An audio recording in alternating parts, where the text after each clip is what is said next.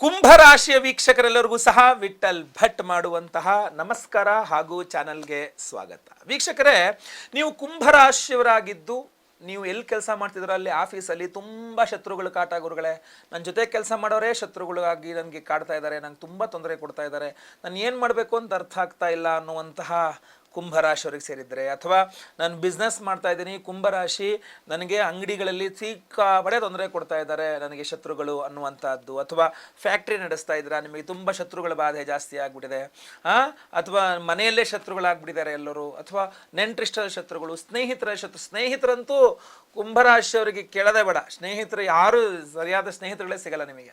ಆ ಥರ ಈ ಥರ ಎಲ್ಲ ಕುಂಭರಾಶಿಯವರು ನೀವು ತುಂಬ ಶತ್ರು ಬಾಧೆಗೆ ತುತ್ತಾಗಿದ್ದೀರಿ, ತುಂಬ ದಿನನಿತ್ಯ ಶತ್ರುಬಾಧೆ ದೃಷ್ಟಿದೋಷ ತಡ್ಕೊಳಕ್ಕಾಗ್ತಾಯಿಲ್ಲ ಗುರುಗಳೇ ಅನ್ನುವಂಥ ಕ್ಯಾಟಗರಿಗೆ ಏನಾದ್ರು ನೀವು ಸೇರಿದ್ದೀರಾ ಅಂದರೆ ಈ ವಿಡಿಯೋ ನಿಮಗೋಸ್ಕರ.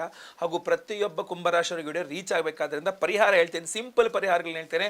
ದಯವಿಟ್ಟು ವಾಟ್ಸಪ್, ಫೇಸ್ಬುಕ್, ಮೆಸೆಂಜರ್ ಎಲ್ಲ ಕಡೆ ಈ ವಿಡಿಯೋನ ಆದಷ್ಟು ಜಾಸ್ತಿ ಶೇರ್ ಮಾಡಿ ಪ್ರತಿಯೊಬ್ಬರು ಸಹ.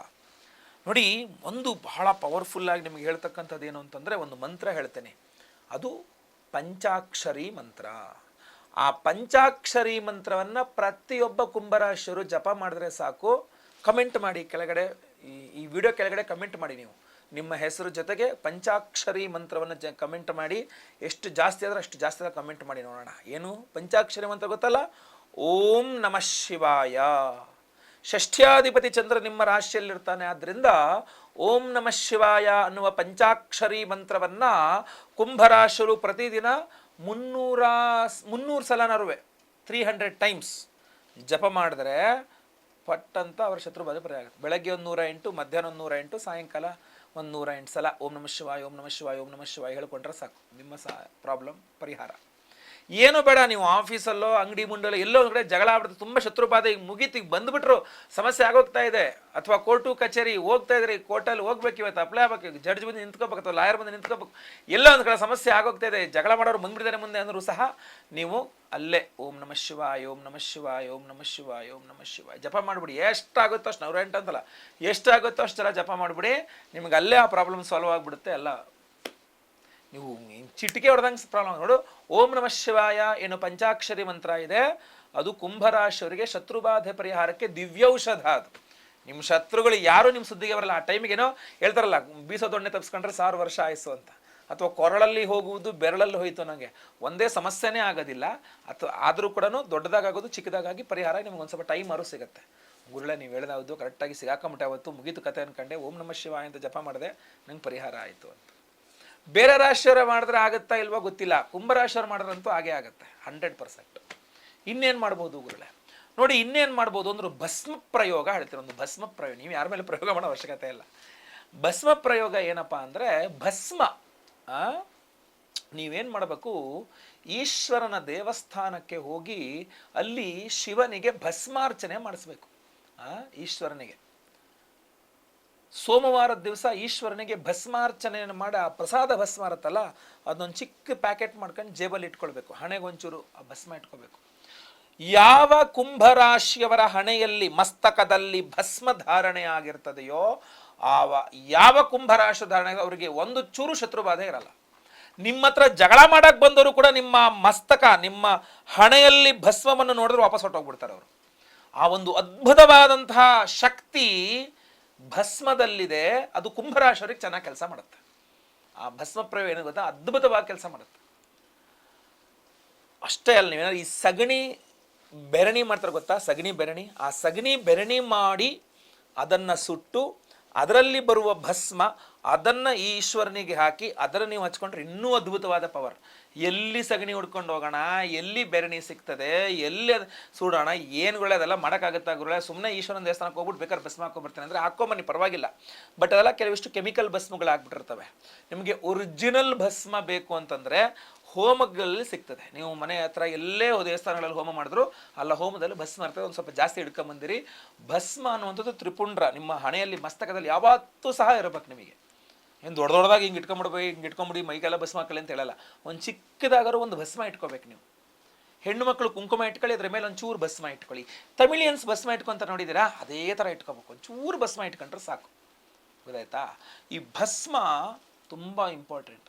ಅದರಲ್ಲೂ ನಾನು ನಿಮಗೆ ಹೇಳ್ತೇನೆ ನೋಡಿ, ಏನು ನಮ್ಮ ಮೇ 8ನೇ ತಾರೀಕು ನಮ್ಮ ಯಾಗಶಾಲೆಯಲ್ಲಿ ವಿಶೇಷವಾಗಿ ನಿಮ್ಮ ಅಂದರೆ ಕುಂಭರಾಶಿಯವರ ಎಲ್ಲ ಮಾಟ ಮಂತ್ರ ದೃಷ್ಟಿ ದೋಷ ಶತ್ರುಬಾಧೆಗಳ ಪರಿಹಾರಕ್ಕೋಸ್ಕರವಾಗಿಯೇ ನಿಮಗೋಸ್ಕರ ನಾವು ಶತ್ರು ನಿಗ್ರಹ ವಾರಾಗಿ ಹೋಮವನ್ನು ಮಾಡ್ತಾ ಇದ್ದೇವೆ.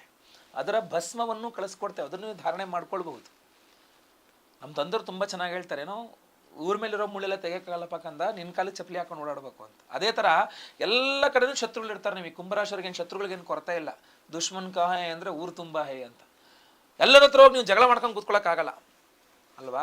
ಕೆಲವರು ನಿಮ್ಮ ಶತ್ರುಗಳು ಅಂತ ಗೊತ್ತಿದ್ರೂ ಸಹ ಅವ್ರು ಮಾತಾಡಿಸಿದಾಗ ನಗನಗ್ತಾ ಮಾತಾಡಬೇಕಾದ ಅನಿವಾರ್ಯತೆ ಬಂದ್ಬಿಡುತ್ತೆ. ನಿಮ್ಮ ಮನ್ಸು ಹೇಳ್ತಾ ಇರುತ್ತೆ ಅವ್ನು ಕಳ ನಂಬಳ ಅಂತ. ಆದ್ರೂ ಅವ್ನು ಪರವಾಗಿಲ್ಲ ಚೆನ್ನಾಗಿದ್ದೀನಿ ಅಂತ ಬಿಟ್ಟು ಬರೋದು. ಆಮೇಲೆ ನನಗೆ ತೊಂದರೆ ಕೊಟ್ಟವನೇ ಇವನು, ನಂಗೆ ತೊಂದರೆ ಕೊಟ್ಟವಳೆ ಇವಳು ಅಂತ ಆಮೇಲೆ ಹೋಗಿ ಕೂತ್ಕೊಂಡು ಬೈಕೊಳ್ಳೋದು. ಏನೂ ಮಾಡೋಕ್ಕಾಗದಿರುವಂಥ ಸ್ಥಿತಿ. ನಾನು ಹೇಳೋದು ಕೆಲವರು, ಗುರುಗಳೇ ನಾವು ಅವ್ರಿಗೆ ಏನೂ ಮಾಡೋದು ಬೇಡ ಗುರುಗಳೇ, ನಾವು ಅವ್ರ ಸುದ್ದಿಗೆ ಹೋಗಲ್ಲ, ಅವರು ನಮ್ಮ ಸುದ್ದಿಗೆ ಬರೋದಾದ್ರೆ ಸಾಕು ಗುರುಗಳೇ ಅನ್ನುವಂಥ ಮನಸ್ಥಿತಿ ಇದ್ದಾಗ ನಿಮ್ಮ ರಕ್ಷಣೆ ಇದನ್ನೆಲ್ಲ ಊರ ಮೇಲೆ ಮುಳ್ಳು ತೆಗಿಯೋಕ್ಕಾಗಲ್ಲ, ನಮ್ಮ ಕಲಿ ಚಪ್ಪಲಿ ಹಾಕೋಬೇಕು. ಆದರೆ ನಮ್ಮ ರಕ್ಷಣೆ ಆಗಬೇಕಲ್ಲ, ಅದೇ ಶತ್ರು ನಿಗ್ರಹ ವಾರಾಹಿ ಹೋಮ. ಅದ್ರ ಜೊತೆಗೆ ಈ ಶತ್ರು ಬಾಧೆಗಳು ಯಾವ ದಿಕ್ಕಿಂದ ಬರುತ್ತೆ ಅಂತ ಹೇಳೋಕ್ಕಲ್ಲ, ಎಲ್ಲ ಕಡೆ ಶತ್ರುಗಳು ಇರ್ತಾರಲ್ಲ. ಅದಕ್ಕೋಸ್ಕರ ಅಷ್ಟದಿಗ್ಬಂಧನ ಮಹಾಸುದರ್ಶನ ಹೋಮ, ಅಷ್ಟದಿಗ್ಬಂಧನ ಮಹಾಸುದರ್ಶನ ಹೋಮ, ಶತ್ರು ನಿಗ್ರಹ ವಾರಾಹಿ ಹೋಮ, ಈ ಎರಡೂ ಹೋಮಗಳನ್ನು ಮಾಡಿ ವಿಶೇಷವಾಗಿ ಪ್ರಸಾದ ಸ್ವರೂಪವಾಗಿ ನಮಗೆ ಕೊಡ್ತಾ ಇರತಕ್ಕಂಥದ್ದು ಈ ವಿಶೇಷವಾದ ಅಷ್ಟದಿಗ್ಬಂಧನ ಮಹಾವಾರಾಹಿ ರಕ್ಷಾ ಕವಚದ ಉಂಗುರ. ಈ ಒಂದು ಉಂಗುರವನ್ನು ನೀವು ಬ್ಯಾಕ್ಗ್ರೌಂಡಲ್ಲೂ ಕಾಣ್ಬೋದು. ಅದಕ್ಕೊಂದು 8 ತ್ರಿಶೂಲಗಳಿದೆ, ಅಷ್ಟದಿಗ್ಬಂಧನ ಮಾಡ್ತದೆ. ಅದು ಚಿತ್ರ ವಿಚಿತ್ರ ತ್ರಿಶೂಲಗಳು, ನೀವು ನೋಡಿದ್ರೆ ಗೊತ್ತಾಗುತ್ತದು. ಅಂತಹ ಒಂದು ಪವರ್ಫುಲ್ ಆಗಿರತಕ್ಕಂಥ ನಿಗೂಢವಾದಂತಹ ಒಂದು ಪ್ರಸಾದ ಇದು. ಪ್ರತಿಯೊಬ್ಬರೂ ಸಹ ಇದನ್ನು ಕುಂಭರಾಶಿಯವರು ಧಾರಣೆ ಮಾಡ್ಕೊಳ್ಬೇಕು. ಈ 3 ಬೆರಳು ಬಲಗೈಯಲ್ಲಿ 3 ಬೆರಳು ತುಂಬ ಜಾಸ್ತಿ ದೃಷ್ಟಿ ಆಗ್ಬಿಟ್ಟಿದೆ ಕುಂಭರಾಶಿಯವರು ಅಂದರೆ ತೋರುಗಳಲ್ಲಿ ಧಾರಣೆ ಮಾಡ್ಕೊಂಬಿಡಿ. ಈ ಶತ್ರುಬಾಧೆಯಿಂದ ಅಥವಾ ದೃಷ್ಟಿದೋಷ ಶತ್ರುಬಾಧೆ ಇದರಿಂದ ಮಾಟಮಂತ್ರಾದಿಗಳಿಂದ ಆರೋಗ್ಯ ತುಂಬ ಹದಗೆಟ್ಟುಬಿಟ್ಟಿದೆ ಗುರುಳೆ, ಅದನ್ನೇ ಮಧ್ಯದ ಉಂಗುರಕ್ಕೆ ಹಾಕ್ಕೊಳ್ಳಿ, ಮಧ್ಯದ ಬೆರಳಿಗೆ ಹಾಕ್ಕೊಳ್ಳಿ ಉಂಗುರನ.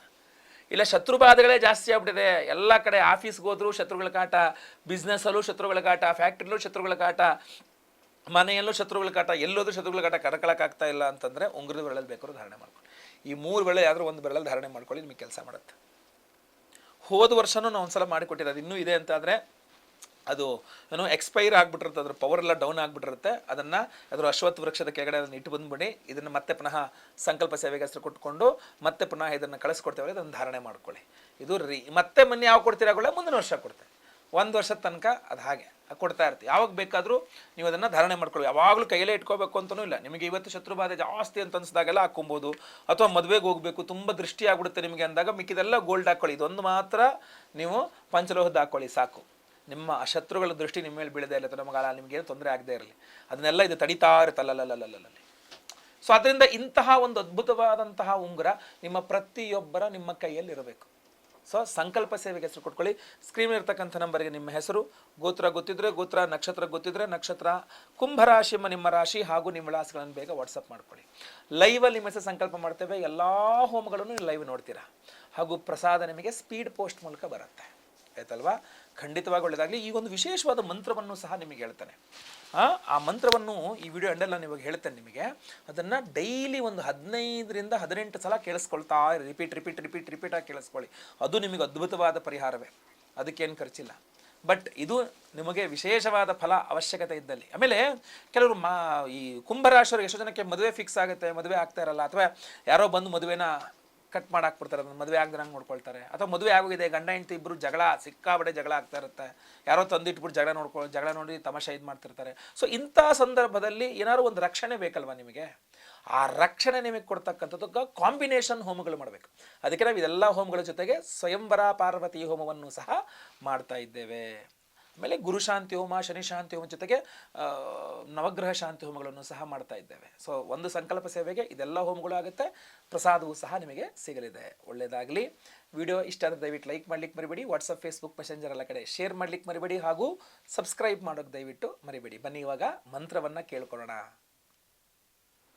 ಓಂ ಹ್ರೀಂ ಸ್ಫುರ ಸ್ಫುರ ಪ್ರಸ್ಫುರ ಪ್ರಸ್ಫುರ ಘೋರ ಘೋರ ತರತನು ರೂಪ ಚಟ ಚಟ ಪ್ರಚಟ ಪ್ರಚಟ ಕಹ ಕಹ ವಮ ವಮ ಬಂಧ ಬಂಧ ಘಾತಯ ಘಾತಯ ಹುಂ ಫಟ್.